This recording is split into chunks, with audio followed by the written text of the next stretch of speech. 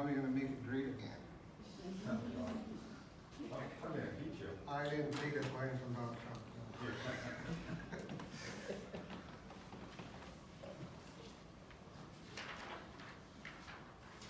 Okay, so we're gonna talk about septic shock.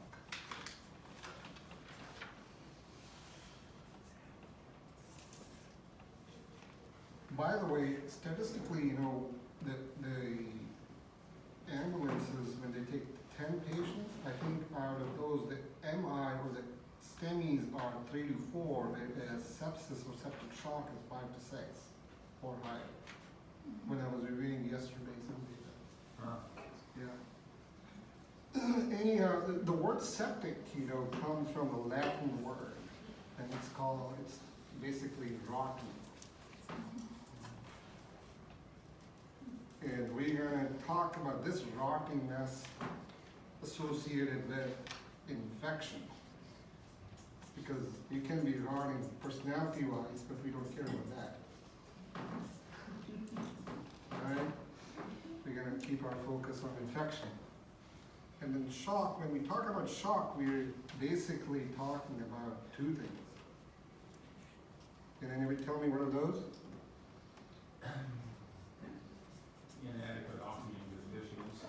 That is right. That's number one. Number two, perfusion. Because remember, I'm talking about shock. So what I care about is the perfusion. I care about volume. The rest is she's going to take care of that for 1 hour. So for me to understand how things work, I need to know the normal physiology and how it affects, because that's fascinating to me. Because that's how I remember too. Otherwise, you know, if I just remember the names, I forget. So in order to go to understand how sepsis creates, you know, causes shock or hypotension, I need to look at the molecular level, you know. So what I do is I draw a vessel. Now, we're not talking about, you know, some soft tissue, but we're talking septicemia, like infection in the blood. So usually this is your any vessel, which is, you know, normal size and everybody's happy. The liberals, the Democrats, the Republicans, everybody's fine there. As soon as there's a drug user. So then what happens, there's some bacteria in the blood, right? So our normal body response is that they need to attack that, you know, foreign body, like bacteria, or the pathogen, or the toxin that's secreted. Most of the time before it gets to the blood, it's in the soft tissue. Let's take the soft tissue over here.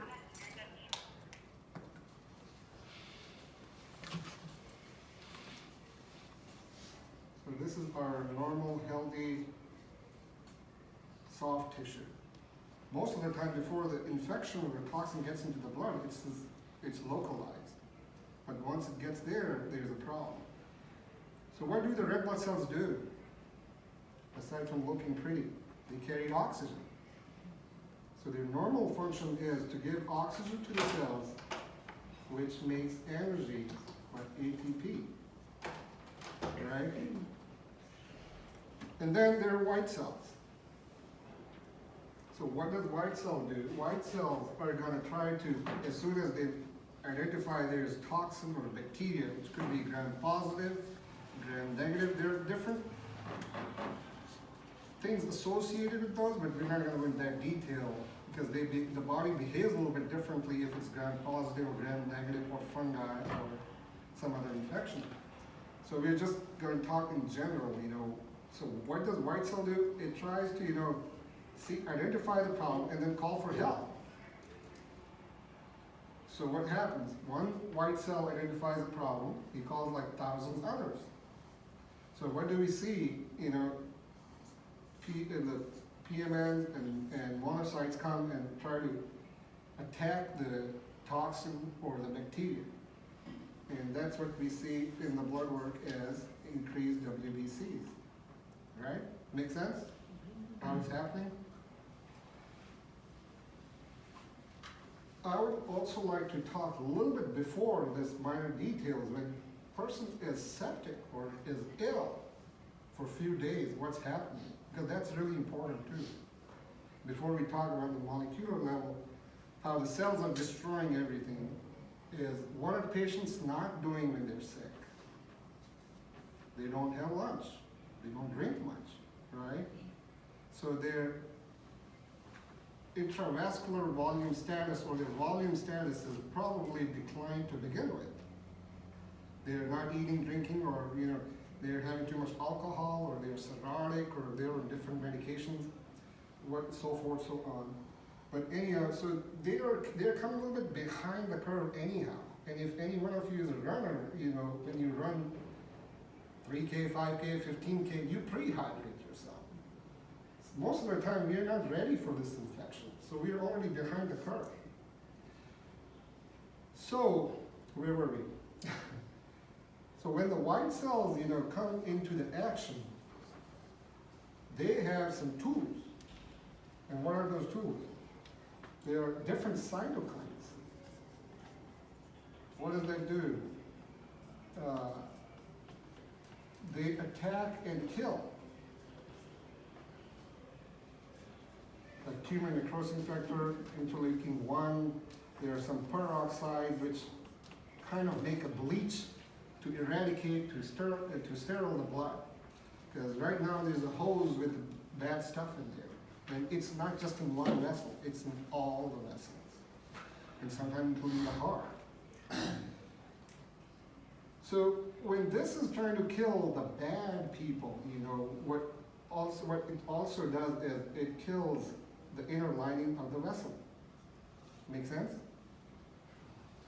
And then there's another component which is called nitric oxide, which is secreted by the white cells. So what does nitric oxide does to the vessel? It relaxes the smooth muscle. So what happens to the systemic vascular resistance? Because blood pressure is the pressure and the surface area. If the surface area is bigger, no matter how much pressure you have, the pressure is going to be low, right? Make sense? So once this size vessel is bigger, then we move all the cells up, But this is all permeable, damaged, right? So when this is damaged, first of all, the peripheral vascular resistance is down because of nitric oxide trying to help. And the volume is low because of the dehydration and so forth. And then the intravascular stuff, all the fluid and stuff, that, goes into the soft tissue, causes edema. Make sense? So there's less volume to intravascular. So the pressure is going to go down. All these three causes the blood pressure to go low in an effort to fight the infection. Make sense? Everybody with me so far? Okay. So when this happens, what is the normal physiological response of the body? When we're dehydrated, what happens to our heart rate? Increases.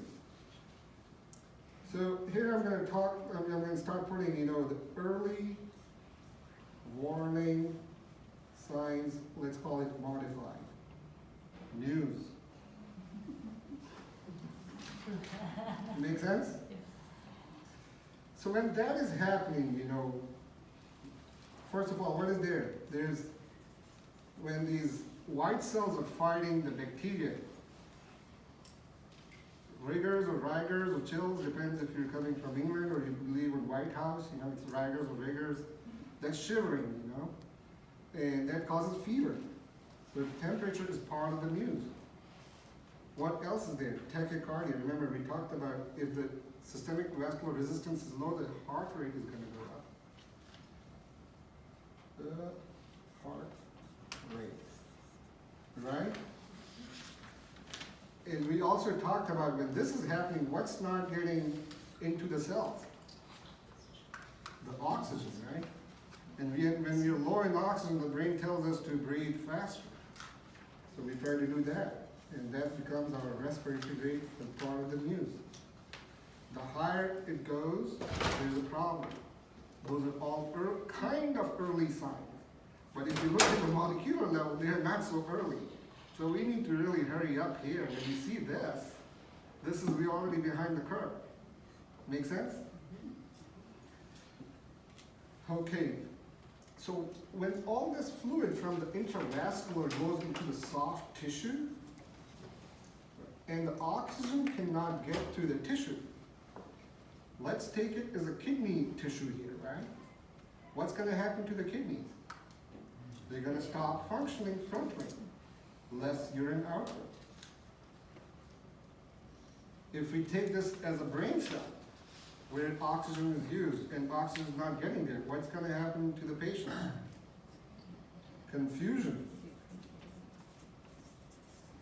Right? So you take any cell, so you take the same physiology to the heart muscle. Heart muscle initially is trying to, do its job. He's very patriotic. I'm gonna fight this as much as I can, but he doesn't have unlimited bullets. He's gonna get tired too. So what happens is that soft tissue, the myocardium gets a little bit, shocked too with all this proteinaceous tissue, fluid. And what happens eventually? Your cardiac output goes down. And when the cardiac output goes down and there's decreased vascular resistance, what happens to your blood pressure? Goes down. And that is called septic shock. Things are not going to end there. What else is happening? It's really important to know a little bit more about what else is happening right at the same time of the sepsis or septic shock. Remember we talked about the vessels getting leaky, right? So the body is trying to, there's a bleach in the blood, trying to eradicate the bad bugs. The MRSA, the staph, and the strep, and all that. And at the same time, it's causing some local damage, right? And when that happens, what is our body's normal physiological response to any injury to the vessel? The platelets try to do coagulation, try to stop the bleeding, because everything is going out in the cells. So when that happens, there's a coagulation state. Like, there's clotting stuff going on, trying to clot these little pores, the damage. But who wins the battle? Coagulation factors or the bleaching factors? They win. They win to the point that, there are some clots, instead of being adhesive to the walls of the vessel, they're just roaming around. And we call those clots, thromboembolism. If it goes to the lung, it's PE. If it goes to the brain, it's a stroke. Or if it goes to your gut, it's ischemic gut, and so forth, so on, right? So when this happens, what is this called? Disseminated intravascular coagulation. That's a very bad complication. Make sense? So now we take the same physiology to our good old lungs.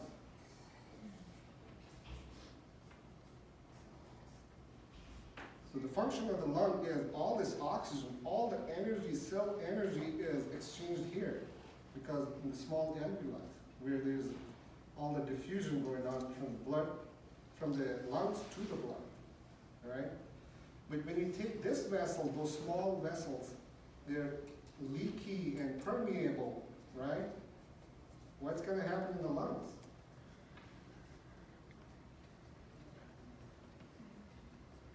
They can't breathe. They can't breathe. The chest X-ray looks really bad. And what is this condition called?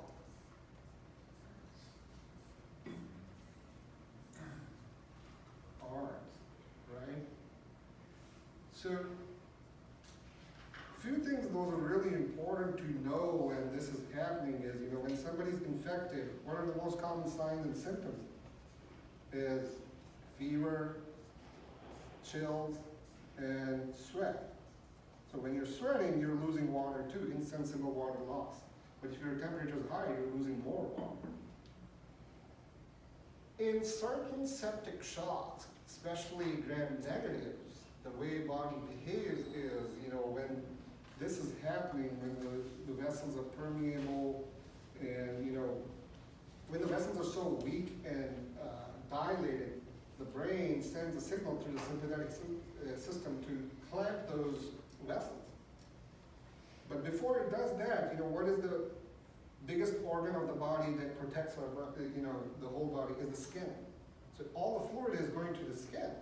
And that's why they're hypotensive, but they're warm temporarily. But we need to be aware of that. If they're feeling too warm and they're hypotensive, they're in bad septic shock. And then, it clamps the vessels and they feel cold, mottled, and they're not looking that good.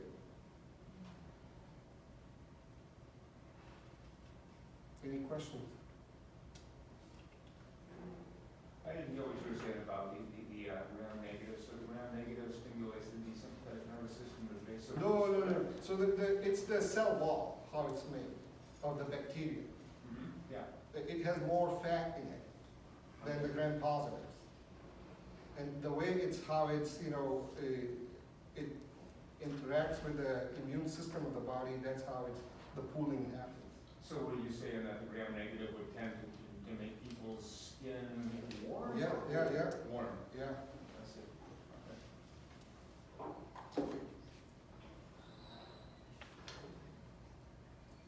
Any questions?